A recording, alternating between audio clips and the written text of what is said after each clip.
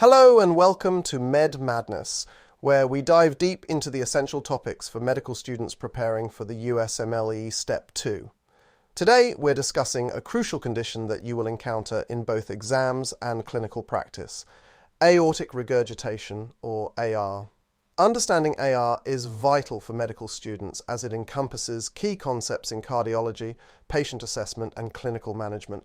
In this podcast, we will explore the definition, causes, pathophysiology, symptoms, diagnosis, treatment options, and we'll wrap up with a case study to illustrate these points in a real-world scenario.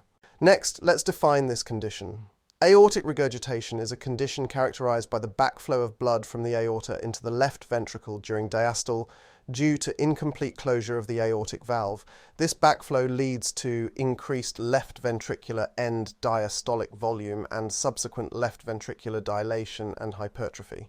Now let's talk about common causes and risk factors. Congenital causes include a bicuspid aortic valve. Post-inflammatory causes include rheumatic heart disease and endocarditis. Aortic root dilation can be due to conditions like Marfan syndrome and syphilis. Moving on to the pathophysiology.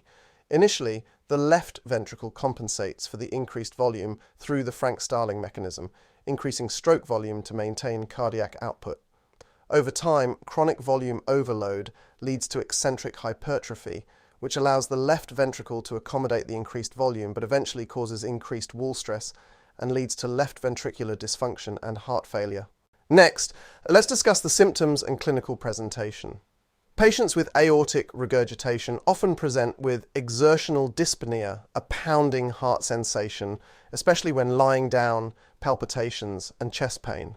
On auscultation, Arkansas produces an early diastolic murmur that is high-pitched and decrescendo in nature. This murmur is best heard at the left sternal border when the patient is sitting up, leaning forward, and holding their breath in expiration. Other physical findings include a wide pulse pressure, bounding water hammer pulses, and abrupt carotid distension and collapse. Now let's outline the diagnosis. Diagnosing aortic regurgitation involves a combination of clinical assessment and imaging techniques. Physical examination detects a diastolic murmur and wide pulse pressure.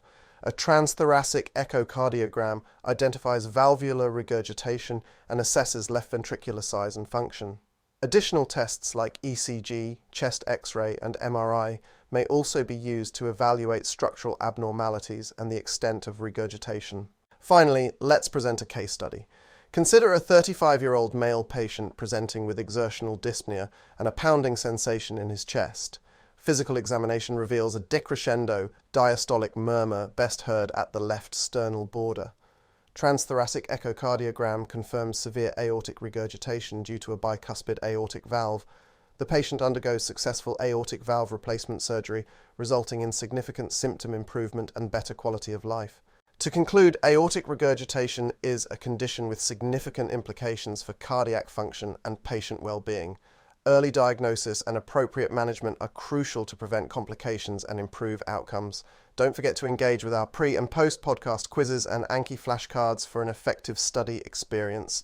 Thank you for listening to Med Madness and stay tuned for our next episode.